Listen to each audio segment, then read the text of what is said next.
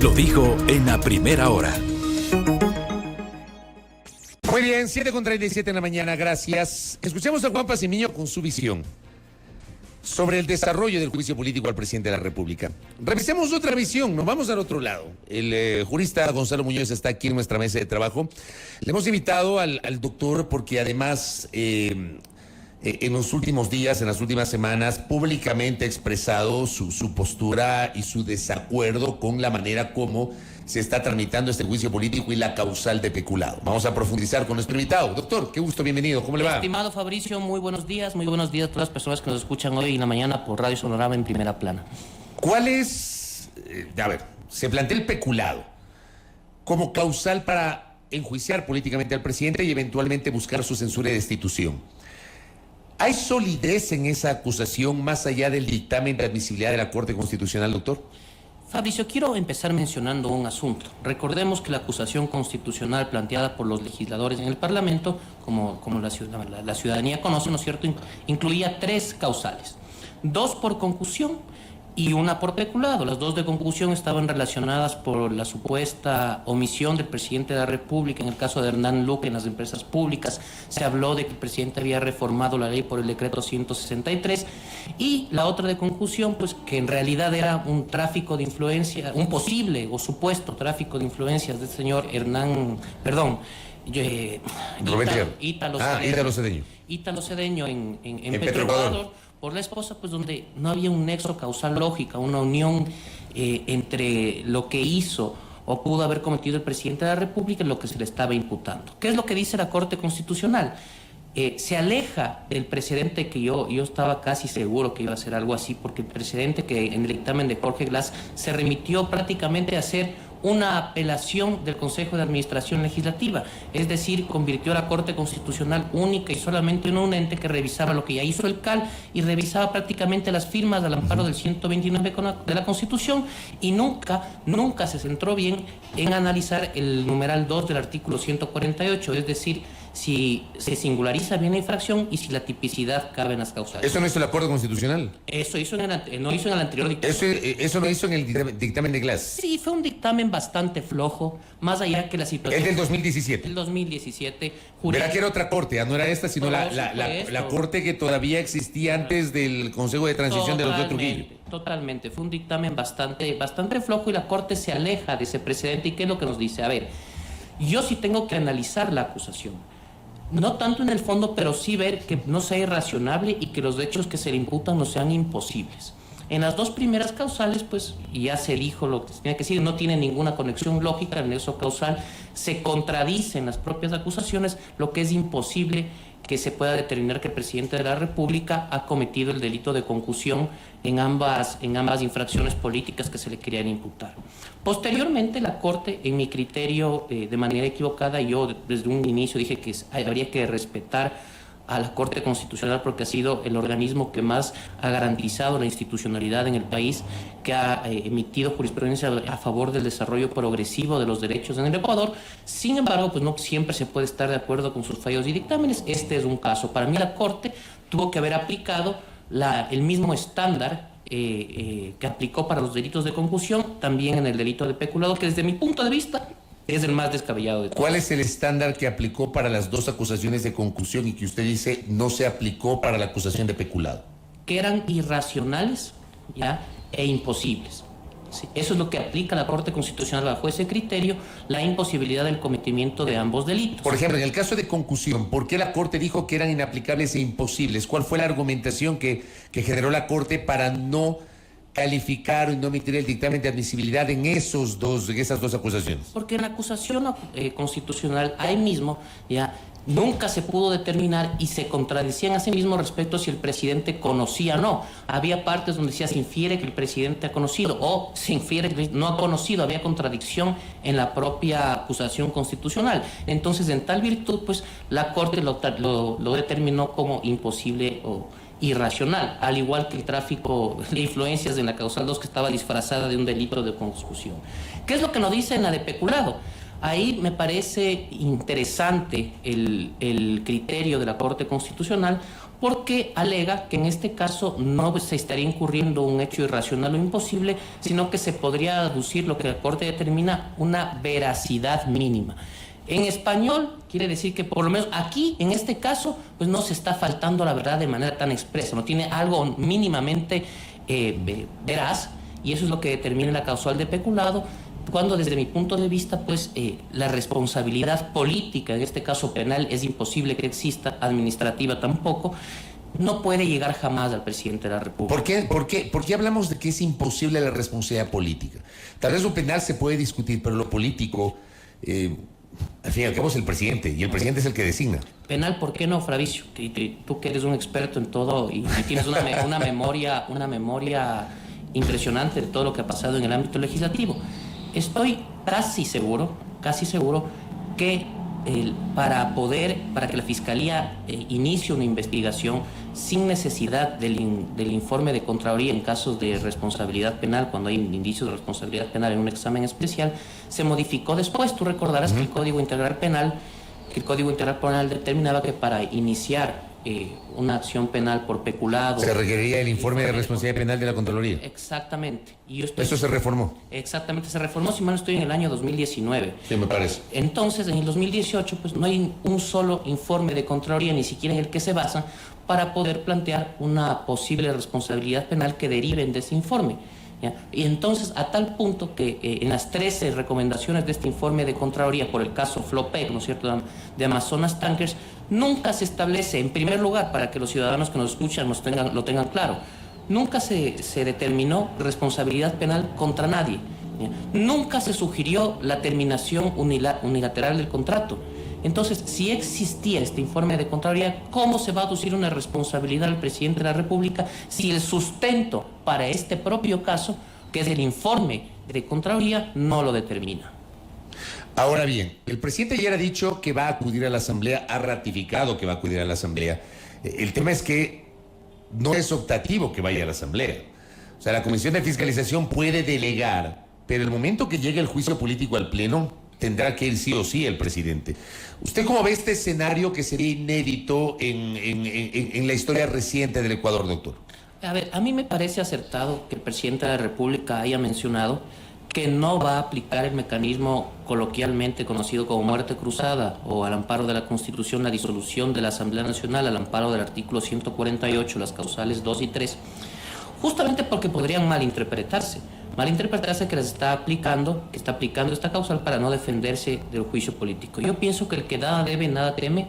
El presidente ha sido enfático en querer conocer, en que el pueblo ecuatoriano, que los ciudadanos ecuatorianos conozcan la verdad y él pueda dar su verdad ante el Parlamento, que más allá de sus miembros, que no podamos estar de acuerdo con algunos o con la mayoría, puede ser, es el máximo organismo de representación popular, y ahí es donde tiene que acudir el presidente para exponer sus hechos, que son la verdad. ¿Y el presidente puede, a su juicio, aplicar el 148 de la Constitución para disolver la Asamblea Nacional incluso a último momento, antes de que la Asamblea vote una eventual moción de censura y destitución? Por supuesto que sí. ¿Usted no le ve impedimento a eso? No le veo ningún impedimento, lo he dicho siempre, a tal punto que en la acusación constitucional, pues los legisladores, entre los múltiples errores en que incurrieron, fue solicitarle a la Corte Constitucional que se pronuncie de temas que no le competían en ese momento, precisamente el tema de la disolución de la Asamblea. ¿Y qué es lo que les dice la Corte Constitucional? Ustedes me están poniendo en la solicitud de juicio algo que no corresponde. Y por eso la Corte dice, por ahora no nos vamos a pronunciar sobre eso. Pero dice por ahora, o este momento, dice la Corte. Por supuesto, es que no tiene por qué hacerlo, está bien. Ahora, recordemos una cosa, que según el artículo 148, numeral 2, existen 3 razones para disolver la Asamblea Nacional. El primero, que se haya arrogado funciones que constitucionalmente no le corresponden, y necesita un dictamen de la Corte Constitucional. De la Corte Constitucional, un dictamen previo, un control previo. Ahora, para las otras 2 causales, para la grave crisis política o conmoción social, o por obstruir de manera constante el Plan Nacional de Desarrollo, no se necesita un control previo de la Corte Constitucional. Tampoco ese decreto, ese acto jurídico o acto de gobierno propio del presidente de la República tampoco está sujeto a un control político por parte del Parlamento. He escuchado yo a otros juristas, con una opinión muy respetable, por cierto, decir que podría haber una especie de control posterior, más allá que la Constitución no lo prevé, pero se me ocurre a mí, no sé qué tipo de control, una demanda de inconstitucional posterior a la emisión del decreto. Pero eso no dice la Constitución. Pues. No dice la Constitución, no lo dice la ley, más allá que en mi criterio, bueno, si todos los actos pueden ser revisables, pero este es un acto propio, un acto conocido como un acto de gobierno, donde la motivación, el sentido de la oportunidad para sustentar una de las causales contenidas en el 148, ya sea la 2 y la 3, porque la primera sí es revisable, dependen solo del presidente de la República. Es una valoración y un análisis político que el presidente tiene que hacer en su decreto. Entonces, ahí vamos a incurrir en un problema, porque usted puede tener un criterio, Fabricio, de lo que es la grave crisis política y conmoción social, y puede tener otro criterio. Viene siendo subjetivo. Siempre, exactamente. Porque siempre. el presidente de la República puede considerar que en este momento hay una grave crisis política por el juicio político, por las desavenencias que ha tenido con la Asamblea Nacional, etcétera. Podría considerarlo así. La Constitución dice cuando a su juicio, me parece que termina dejando ese margen de subjetividad para que el presidente eventualmente resuelva aplicar el 148 de la Constitución. Exactamente, más allá que la frase cuando a su juicio a otras personas le refieren única y solamente a la primera causal, pero para mí abarca todo el sentido del artículo, ¿no? Siempre queda a criterio, a sentido de oportunidad del presidente la aplicación de ese decreto en torno a su valoración política de cómo ve el país y la coyuntura en esos momentos. Entonces, si se llegara a plantear, se me ocurre ahorita, ¿no?, una demanda de inconstitucionalidad, ¿qué es lo que va a analizar la Corte si el criterio es eminentemente subjetivo y discrecional del presidente? ¿Usted cree que la Corte Constitucional sucumbió a las presiones políticas? No quisiera creer eso. Yo nunca... El presidente ha hablado de presiones, que la Corte finalmente se dejó presionar, ha dicho el presidente. Usted es un hombre formado en el derecho. ¿Usted considera que la Corte efectivamente sucumbió a esas presiones? Yo pienso que no. Yo pienso que la Corte Constitucional tuvo, eso sí, no, lo tengo que decir, una especie de salida política en virtud de la tercera causal. O sea, no es una salida jurídica, sino política, dice usted. Sí, lo que pasa es que es bastante controvertido que hayan dado paso a una causal donde no se enmarca bajo ningún concepto de la responsabilidad del presidente. La utiliza el tema de la veracidad mínima, como yo le estaba comentando, en unos hechos en donde el presidente no tiene absolutamente nada que ver. Una cuestión importante, se decía que el vicealmirante Johnny Estupiñán, ¿no es cierto?, le había informado al presidente de las supuestas pérdidas de lo que estaba ocurriendo en Flopec. Esto lo hizo cuando ya no era funcionario público y la presidencia de la República, existen archivos, ya derivó eso al órgano correspondiente. Como, Fabricio, tú entenderás, se hace en todas las instituciones del Estado, pero no es que la primera autoridad del Estado está leyendo todas las denuncias que le manda, sino que tienen, ¿cómo se llama?, filtros y además personas encargadas respecto de ese tema. Y ese fue lo que hizo con el tema de Flopec. Otra cosa más, el vicealmirante Estupiñán solicita la terminación unilateral del contrato, me parece que fue el 2 de febrero del 2022, y si es que otra vez mal no me equivoco con la fecha, el 4 de febrero se retracta, él mismo se retracta en un correo a Amazonas Tankers. Entonces, ¿de qué estamos hablando? Ese es el tema principal. ¿Cómo se puede determinar una responsabilidad política del presidente cuando los propios exfuncionarios en ese momento que denunciaron este hecho se contradicen y hacen acciones contrarias a lo que realmente sucedió? Otra cosa más, Fabricio. La Comisión de Régimen Económico de la Asamblea Nacional realizó, en virtud de sus facultades de fiscalización y control político, un análisis de varios contratos de Flopec. Entre esos estaba Amazonas Tankers, y ahí pues difieren totalmente las conclusiones de ese informe de lo que se pone en la acusación constitucional. Incluso se sugiere seguir con el contrato de Amazonas Tankers y no quiero decir se ataca, pero se cuestiona bastante la actitud del vicealmirante Johnny Estupiñán. Entonces, a mí sí me parece un poco incoherente, un poco complicado, por decirlo menos, que quienes hoy suscriben dicha acusación constitucional, como voy a hacer un ejemplo, la asambleísta Mireya Pazmiño, ya fue la presidenta de la comisión, es la presidenta de la Comisión de Régimen Económico, que a su vez dijo en un informe investigado por ella misma totalmente lo contrario de lo que hoy pone en la solicitud de juicio político. Me parece que Mireya Pazmiño hizo alguna aclaración en su cuenta Twitter. La vi. ¿A usted no le convence esa aclaración? No, bajo ningún concepto. ¿Por qué? Porque es clarísimo el informe de la Comisión de Régimen Económico. No sé si tú lo tienes, mi estimado. No lo tengo en la mano. Te lo voy a enviar. ¿ya? Es clarísimo lo que expresa. Ellos consideran que debe seguir el contrato de Amazonas Tankers. Y hoy le quieren enjuiciar al presidente de la República por no haber declarado una responsabilidad política a través de terceros, otra vez haciendo laberintos por toda una entramoya, por no haber dado por terminado ese contrato. Entonces sí me parece bastante forzado lo que se quiere hacer. ¿Qué es lo que está aquí detrás, Fabricio? Tenemos que ser sinceros, ¿ya? Al presidente de la República, puede que mucha gente le guste, a otra no, se le quiso iniciar un juicio político por la razón que sea. Y eso tenemos que tener claro. Empezó la comisión ocasional, esta que 40 días de trabajo para que al final no sirvieron para absolutamente nada, porque no se cogieron ni una solamente de esas causales, sugiriendo la traición a la patria por el tema supuesto del ingreso de la mafia albanesa. Después de que fueron la crítica generalizada de la opinión pública, principalmente jurídica, la retiraron. Después propusieron la comisión por omisión, por cohecho. Tú verás que esas fueron las recomendaciones del informe. Pues se dieron cuenta que también era totalmente absurda e inaplicable, aún después de que la propia Asamblea, de que el propio Parlamento lo aprobó con 104 votos. Y ya después, pues en la acusación constitucional se demoraron en presentarla, justamente porque no tenían elementos de juicio que permitan corroborar con certeza una responsabilidad política del presidente de la República. Y es ahí donde plantean las 3 causales que constaban en la acusación, las 2 por conclusión y la otra por peculado.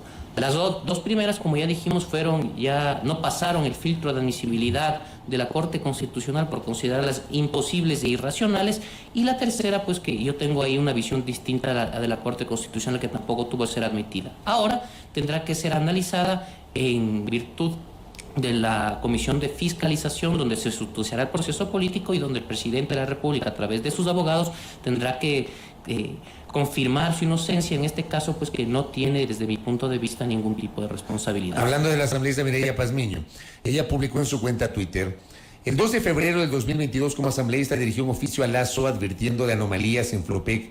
La investigación identificó pérdidas millonarias que debían ser corregidas por sus delegados Hernán Luque, Juan Carlos Bermeo, que era ministro, y sus gerentes. El 15 de marzo del 2022 publiqué una carta abierta a la opinión pública donde informé de la fiscalización a Flopec, detallando las irregularidades de los contratos de los gerentes y el directorio presidido por Hernán Luque. El 29 de marzo del 2022 informé al presidente de la Comisión de Fiscalización los hallazgos y solicité fiscalización al mal manejo de Flopec. El 30 de marzo del 2022 envié el informe de situación de Flopec con sus anexos al presidente de la Comisión de Fiscalización sobre información de las tarifas de contratos de los años 2020 y 2021 y las irregularidades en la relación con las empresas extranjeras y asociadas. La información remitida al presidente Lasso y a Fernando Villavicencio hasta el 30 de marzo de 2022 se refiere a contratos ejecutados hasta el 25 de febrero de 2022 en Flopec. Hasta el 30 de marzo de 2022 no conocíamos el caso León de Troya, el denominado caso Gran Padrino. Dice... al presidente solicitamos más información a Flopec. El gerente encargado, Osvaldo Rosero, recomendado por Hernán Luque, compareció a la Comisión de Régimen Económico con datos que aseveraban cambios en la empresa pública.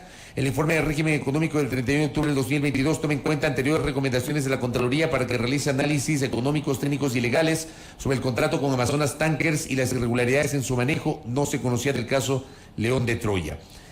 Y ahí insiste la asambleísta Pazmiño con todo este hilo. ¿Usted no le convence esa explicación de la asambleísta Pazmiño? Es que no entiendo de qué está conversando. El caso León de Troya no tiene nada que ver con esto. El caso, la investigación León de Troya es la investigación respecto que se hace de supuestos vínculos con la mafia albanesa. Entonces, esto, que no tienen que ver con el tema Flopec, dice usted. No tiene nada que ver con el tema Flopec. A tal punto que el presidente de la República, yo le he escuchado ya varias veces mencionar que él conoció del inicio de la investigación, jamás del informe final del caso León de Troya. El caso Flopec es totalmente distinto. Ahí, también se le echa responsabilidad, ¿no es cierto?, al señor Hernán Luque por haber puesto a Osvaldo Rosero. Pero el hecho cierto es que las pérdidas millonarias de las que se hablan en Flopec no son ciertas. Tampoco son ciertas. Ya, yo voy a enviarte inmediatamente las cifras para que veas, Fabricio, que Flopec tuvo unas importantes utilidades en los años 2022, justamente cuando se anunciaban estos hechos. Y, por supuesto, leí lo que tú acabas de mencionar del asambleísta Pazmiño, pero el hecho cierto es que en el informe de la Comisión de Régimen Económico dicen otra cosa. Ahora, yo le voy a trazar un aporte también de una oyente de la doctora Soledad Montero, que dice: al almirante Estupiñán, John Estupiñán, lo sacaron de su puesto por cumplir las recomendaciones obligatorias por la Ley Orgánica de la Contraloría General del Estado. ¿Quién? Hernán Luque. ¿Quién es Luque? Persona muy cercana al presidente. no se puede lavar las manos de forma tan simple. El presidente tiene responsabilidad política. Lo penal lo resolverá la fiscalía con los indicios, pero aquí volvemos al tema de la responsabilidad política, doctor Gonzalo Muñoz. A ver, ¿qué sucede ahí? Y no es cierto, y esa es una muletilla que se ha instalado en la opinión pública, que el señor Johnny Estupiñán salió por cumplir con las recomendaciones de la Contraloría, que como ya hemos visto, jamás sugiere o recomienda, utilizando el término jurídico correcto, la terminación unilateral del contrato. El señor Johnny Estupiñán sale de Flopec justamente por incumplir algunas cuestiones relativas al reglamento propio de la empresa, entre ellas no presentar, si mal no estoy, estados financieros y ese tipo de cosas. Cuando se le convoca a una reunión, por tercera vez, tengo entendido, él no asiste. Entonces es la causa por la que él termina saliendo de la empresa Flopec. Porque, como ya hemos visto, y es público, y está en correos, y existen documentos, él solicita efectivamente la terminación, y 2 días después él mismo se retracta. Así que eso no es verdad. Pero no hay entonces responsabilidad política. Usted asume que no hay responsabilidad política del presidente. Del presidente de la República, bajo ningún concepto. Bajo ningún concepto. A mí sí me sorprendió la Corte cuando dio este dictamen. La más floja acusación para mí me parecía precisamente... ¿La de peculado? Precisamente. ¿Más floja que las de concusión? Bueno, más floja que la segunda. Se peleaba con la segunda, con la de Ítalo Estupiñán, ¿no? Ya. Pero sí me sorprendió bastante justamente por no existir un hilo conductor entre la responsabilidad política del presidente y el hecho que se denuncia. Ahora, hay gente que evidentemente leyendo esto, mencionando esto, señalan que para algunos la teoría del influjo psíquico es válida y para otros, dependiendo del caso, no es válida. Y algunos dicen, aquí también se podría aplicar esa figura, ¿o no, doctor? A ver, yo sin ser penalista, siempre cuando me han referido el tema del influjo psíquico, es una teoría propia del derecho penal, ¿no? De las altas esferas del derecho penal, en la cual, Fabrizio, tú mejor que nadie sabes, yo no soy un experto. Yo te puedo hablar de responsabilidad política y hablar de influjo psíquico en una responsabilidad política de este caso, pues no tiene sentido alguno. No tiene sentido alguno. Porque por eso dicen, el presidente es la cabeza, el presidente es el que nombra, el presidente es el responsable directo de lo que hacen sus funcionarios, aquellos que nombró. No es el responsable directo que hacen sus funcionarios. No, los funcionarios responden por sí mismos, en este caso el presidente de FOPEC, el mismo señor Hernán Luque. Si no, imagínese si el presidente de la República fuera responsable por lo que hacen todos los funcionarios de la función ejecutiva, inclusive sus máximas autoridades. Lo que decía antes, ¿no? Puede ser un precedente para que no salga vivo nadie. Pero ¿cuál es el alcance entonces del término responsabilidad política? Mira, el tema de la responsabilidad política alcanza a acciones directas y propias, ya sea incluso por omisión del presidente de la República, pero no a través de responsabilidades de terceros, pues. No tiene ningún sentido, a tal punto que la propia Constitución de la República establece que los ministros de Estado responden políticamente por sus propios actos, no el presidente de la República responde políticamente por los actos de sus ministros, pues. Si mañana pasado el presidente de la República es censurado y destituido por estas causales, ¿cómo vería usted esa eventual decisión de la Asamblea Nacional? Me parecería un precedente, como repito, Fabrizio, bastante grave para el futuro. ¿Pero usted cree que es equivalente a conspirar contra el presidente, tomando en cuenta que un juicio político es un mecanismo constitucional? A ver, se ha hablado bastante de que se está ejecutando un golpe de Estado. Y yo he dicho en todos los espacios que no se puede considerar a una figura constitucional, como lo es el juicio político, como un golpe de Estado. A mí no me gusta esa frase. Yo siempre he sido muy respetuoso muy respetuoso respecto del control político que ejerce el Parlamento Nacional en todas sus esferas. Ahora, ¿qué sí es lo preocupante? Y otra vez hay que ser claros. Se está utilizando una figura como el juicio político, en este caso, también con otro tipo de intenciones, ¿no? Y esto se evidencia ¿en qué? En que cuando uno tiene un juicio político, desde un inicio, pues se sabe cuál es la causal concreta, clara, específica. Y esto no ha sucedido. Aquí buscaron una causal para rebuscaron una responsabilidad política al presidente de la República desde un inicio para ver cómo se lo enjuiciaba, de lo que sea. Entonces, eso no me parece responsable por parte de la Asamblea Nacional. Ahora, a mí tampoco me parece responsable que se hable de que es conspiración. Insisto, yo coincido con usted. Mecanismo constitucional. O sea, a mí me parece que no se puede hablar de conspiración si se aplica un juicio político porque es constitucional. No se puede hablar de que el presidente se declare dictador si se aplica el 148 porque también es constitucional. O sea, yo al menos tengo esa postura.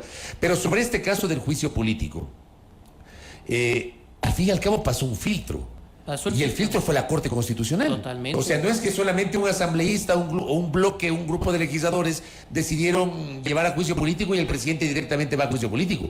pasa un filtro, y es un filtro de un órgano distinto a la Asamblea Nacional, que es el más alto Tribunal de Justicia Constitucional de la República. Correcto, correcto. Por eso yo he sido muy enfático que había que respetar siempre, sea cual sea, el dictamen de la Corte Constitucional. No lo comparto en esta última causal, pero el presidente de la República tendrá que defenderse y mostrar su verdad en el órgano político o de representación popular por excelencia, como repito, es el Parlamento.